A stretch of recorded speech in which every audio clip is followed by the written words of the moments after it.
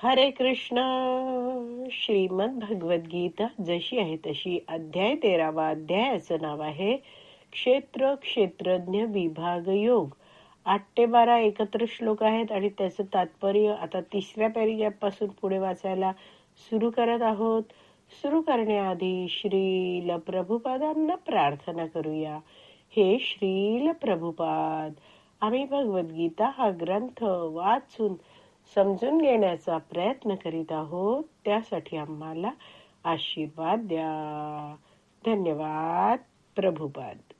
अहिंसा शब्दाचा अर्थ सामान्यपणे शरीराची हत्या न करणे असा घेतला जातो, परंतु वास्तविकपणे इतरांना दुःखात न टाकणे म्हणजेच अहिंसा आहे.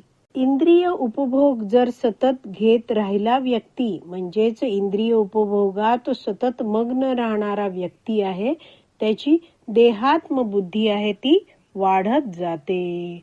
आणि जर एखादा व्यक्ती कुणी अशा रीतीने म्हणजे योजना आखतो आहे की जेणेकरून लोक इंद्रिय तृप्तीमध्ये जास्तीत जास्त मग्न होतील, लोकांमधली भोग बुद्धी वाढेल, तर असा व्यक्ती सुद्धा इतरांप्रती हिंसा करतो आहे असं म्हटलं जातं. जसे कामुक चित्रपट बनवणं, कामुक ॲडव्हर्टाइजमेंट बनवणं, चित्र काढणं, कामुक लेखन करणं, हे सगळं इतरांना इंद्रिय भोगाकडे आणखीन प्रवृत्त करणारं आहे आणि ह्याला सुद्धा हिंसा म्हटलं जातं.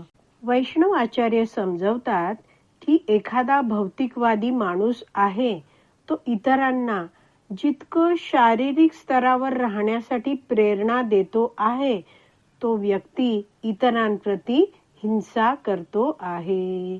याला इंग्रजीत म्हटलं जातं he is arranging their next birth. म्हणजे तो असं वातावरण निर्माण करतोय, असं काही पुस्तकं देतो आहे, असं काही म्हणतो आहे जेणेकरून लोक आणखीन उपभोगामध्ये मग्न होतील. वैष्णवाचार्य आणखीन समजवतात की अध्यात्मवादी आहेत, जे कसे आहेत, खरे अध्यात्मवादी नाही आहेत, ज्यांनी अधिकृत गुरु शिष्य परंपरेतून वैदिक शास्त्र शिकलेलं नाहीये, स्वतःला अध्यात्मवादी म्हणून ते म्हणवत आहेत, मात्र त्यांना भगवंतांना ते नाकारणारे असतात. ते म्हणतात भगवंत निराकार आहे. कुणी म्हणतं तुम्ही कुठचाही पथ स्वीकारा, तुम्ही तिथेच पोचाल, पण कुठे पोचाल ते काही ते सांगत नाहीत. तर अशा रीतीने अयोग्य प्रकारे आध्यात्मिक क्षेत्रात अयोग्य मार्गदर्शन करणारे जे लोक आहेत ते सुद्धा हिंसाच करतात. पुढे वाचूया. अज्ञानामुळे एकंदर लोक देहात्म बुद्धीमध्ये फसलेले असतात आणि म्हणून ते निरंतर सांसारिक दुःखे भोगत असतात. म्हणून मनुष्य आध्यात्मिक ज्ञान प्राप्तीच्या स्तराप्रत उन्नत होत नाही, तोपर्यंत तो हिंसाच करीत असतो.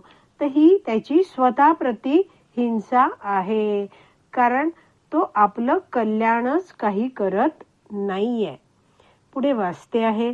वास्तविक ज्ञानाचा लोकांना प्रसार करण्यासाठी मनुष्याने आपल्या प्रयत्नांची पराकाष्ठा केली पाहिजे, जेणेकरून ते इतर लोक आहेत ते प्रबुद्ध होतील आणि भवबंधनातून मुक्त होतील.